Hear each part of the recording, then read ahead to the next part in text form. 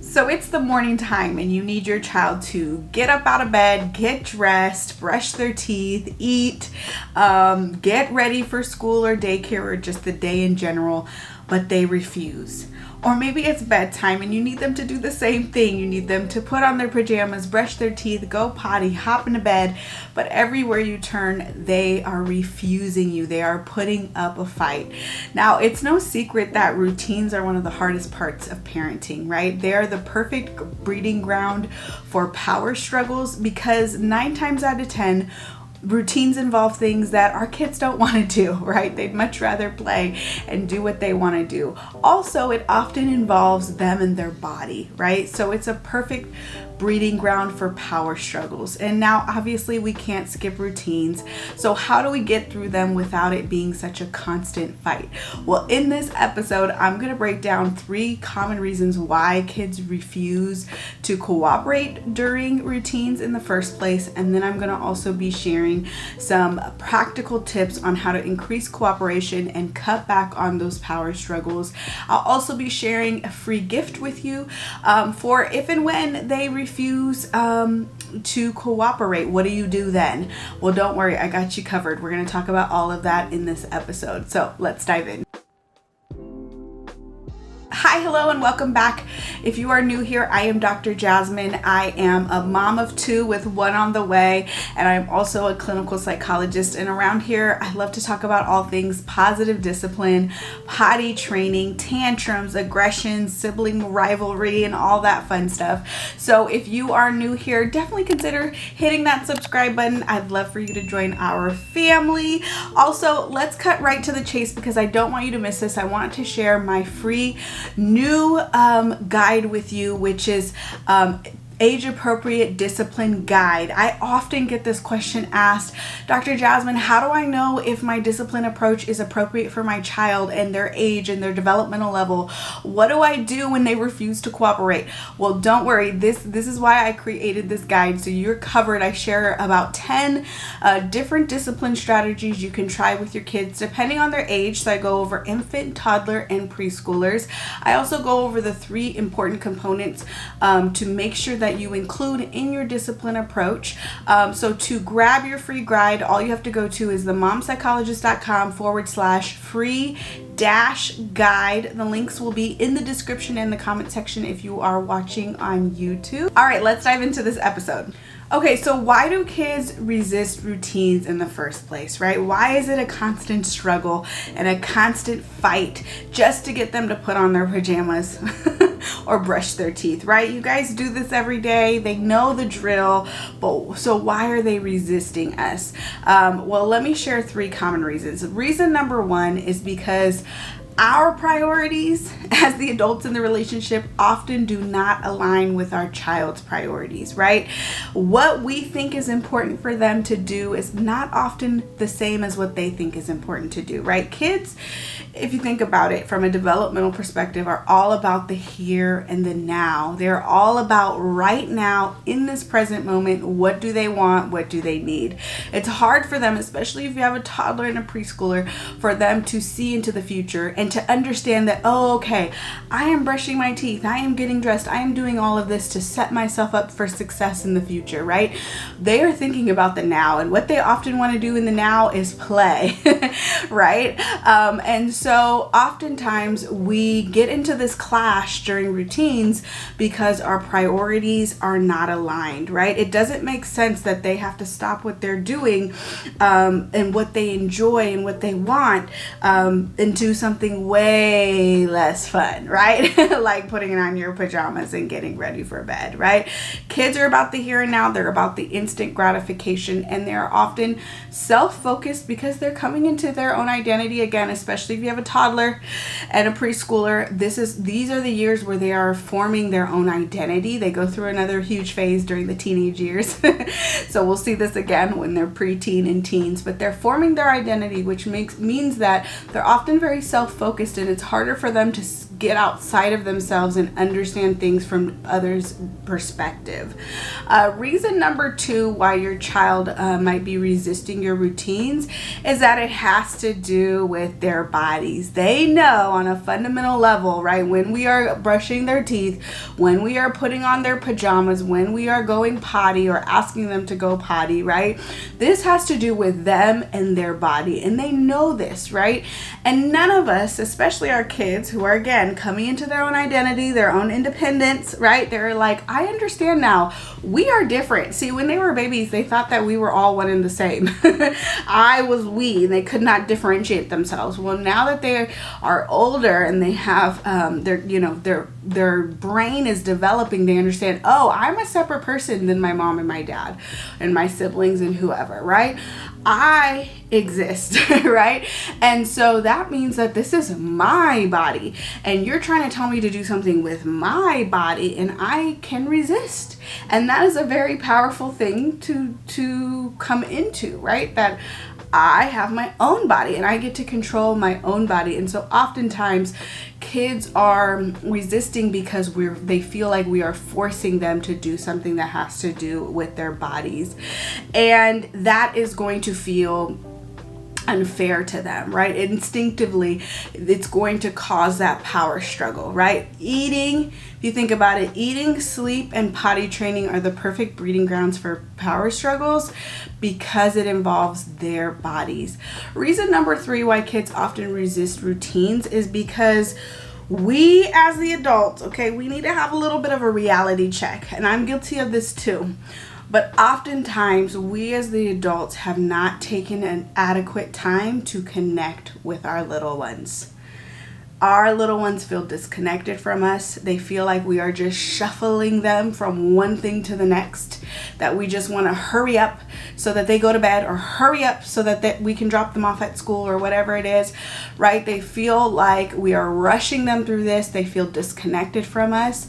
And so oftentimes they're going to resist. They're going to dig in their heels because it doesn't feel good to them. They don't feel connected with us. They don't feel like this is a team effort. This feels like it's, I'm doing this to you versus I am doing this with you.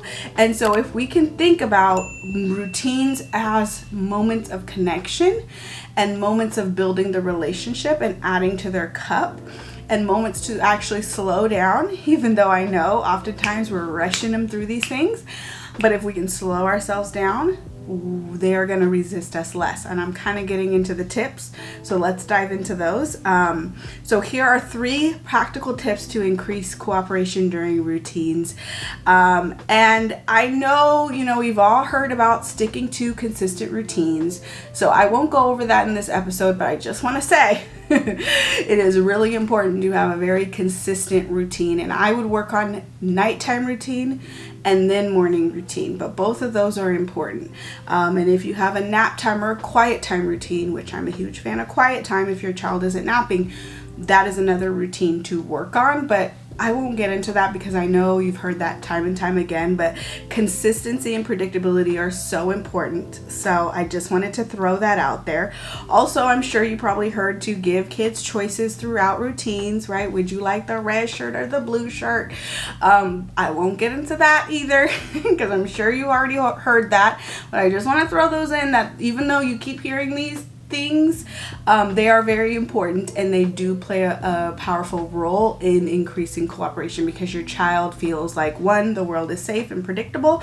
I know what to expect, and this feels familiar.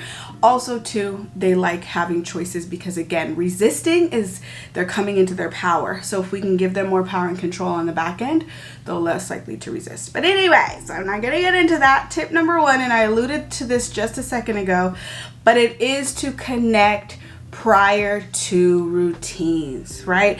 I know that oftentimes we are rushing, right? We are in a time crunch. We are trying to get to work. we're exhausted for the day and we're just trying to wrap up so we can go rest. I get it, right? I totally get it.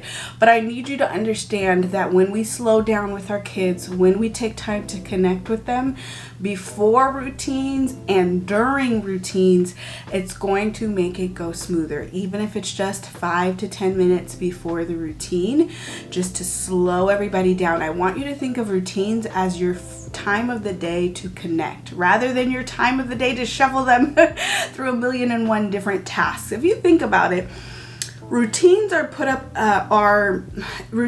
comprised of several different tasks, right? Several different things that we need our child to do, and it involves several different transitions. And transitions, right, going from one thing to the next, to the next, to the next. Those transitions, even though in our adult brain you're like, you do this every day, whatever, right? You know the drill, I know the drill. It seems very like obvious and easy. These different transitions can be stressful for kids, and so if we can honor that and kind of look at it from their perspective, then we can see the importance of connecting and slowing down during these moments, right? So it doesn't feel as stressful.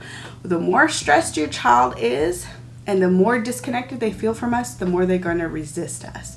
So tip number 1 is to connect with them prior to routines. So when you go to connect with them prior to routines, maybe you join them in the play that they're already doing. Or maybe you're like, hey, let's take a minute and play for 10 minutes before we have to get ready for bed. Or hey, let's take a minute and cuddle in the bed before we need to get up and get ready for our routine. And during those moments, you are, just boosting them up with lots of positive language, right? Remember, our energy is so important, and if we use our positive language to kind of really build them up and affirm them, they're going to feel better about themselves, and that's going to lead to better behavior. So again, some ideas for connecting is to join them in whatever they're doing, spark some conversation, have them sharing ideas, right? Really just taking time to listen to them, what's on their mind, right? What they're thinking about, what they're excited for in the day, or what was something that really was that they're proud of that happened that day, or what was a high and a low from the day. Whatever it is, just spark a conversation with them and really just listen to whatever they have to say.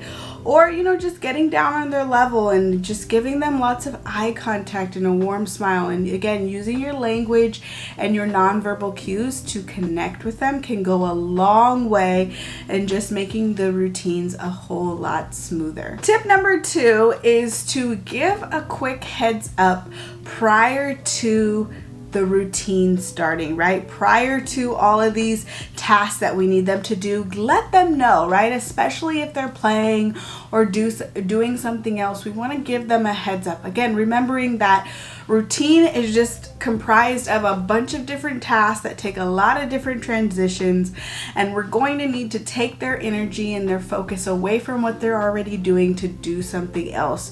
So we just want to give them a heads up 5 minutes before, and then maybe 1 minute before, just, hey, we're about to get ready for bed soon. Put the last finishing touches on your drawing or whatever they're working on, right? Just letting them know. And in that 5 minutes, bonus tip, kind of going back to tip number 1, join them in what they're doing, and so they feel connected with us, and then it's just a natural transition. All right, time's up. Now you can use something like the timed timer and set it for 5 or 10 minutes so that they have a visual cue for when their time is up. But that can just be a wonderful way, because remember, kids love predictability.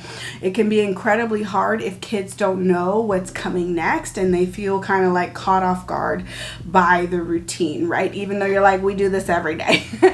If they're in the middle of something, remembering that they're all about the here and now, it can be very jarring and upsetting if we're like, all right, time's up, right? Without giving them a heads up. And bonus tip, while you're going through the routine and just your day in general, Give them a verbal breakdown of the routine. This is something that I do all the time, and I especially did this with my girls when they were toddlers, right? First, we're gonna do this, and then we're gonna do that, and then we're gonna do this, and after breakfast, we're gonna go to the store, then we're gonna go to the park, and then we'll come home and have lunch, right? You're just kind of just softly planting those seeds of what is coming first, second, third, right? And just letting them know in a very matter-of-fact, but also friendly and, you know, warm way that this is what to expect. Because if you think about it too, kids don't have a lot of control over their routine.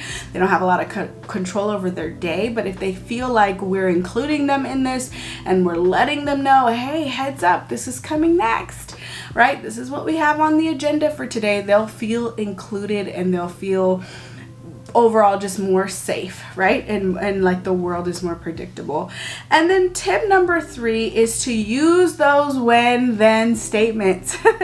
I can't suggest this enough. This is one of my go-tos, and I am just such a fan of when then statements because they are such a great way to set an expectation of what you need them to do and then what fun thing is going to happen after it gets done, right? Helping them understand, we're in this together, I'm on your side, we're working as a team, and this is what you can expect after we get everything done, right? So when you brush your teeth, get ready for school and put on your clothes, then we can go downstairs and have some fun playtime or, you know, watch one show or listen to a song, whatever it is, right? Just let them know when you do X, then Y will happen. When you go potty, then we can head out the door and get to the park or get to school or whatever it is. But use those when then statements. So you add all the task first and then the fun thing later. Now, bonus tip is to, whenever possible, add play into your routines, right? Have a playful approach. Add songs, add races. My kids love to race, right? Just the other day, you know, my little one was acting silly. She didn't want to, you know, put on her pajamas, and she was being all silly and goofy. And I said, you know what? Let's see how quick we can put on our pajamas. And she looked at me and she was like, yes, let's go. So I'm counting and she's getting in them. And then it was like 10 seconds and I was like, all right, let's see if we can beat that time tomorrow. And she's like, yeah. Right? So especially if you have a competitive one, turn things into races, right? As much as possible, just get playful. Because again, the more connected our child feels with us, the more they're having fun, the more that this feels less like work, less like just shuffling along from one thing to the next, the better they are, okay? The better they're going to cooperate. So when you can, add a little play to your approach, whether that's singing songs, playing a game, turning on some music, dancing and getting silly, as much as possible. Add that in, sprinkle that into your routines, and they'll go a lot smoother, and you will also have more fun as well.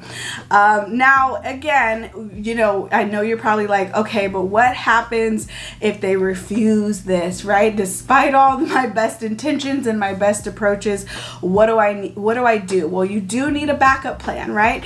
If and when they refuse. So that's why I created the age-appropriate guide to disciplining toddlers and preschoolers. I also included infants as well, where I go through some different examples based on your child's age, as well as 3 important components to positive discipline. So you can download that guide by going to themomspsychologist.com/free-guide to snag that free guide so that you are prepared.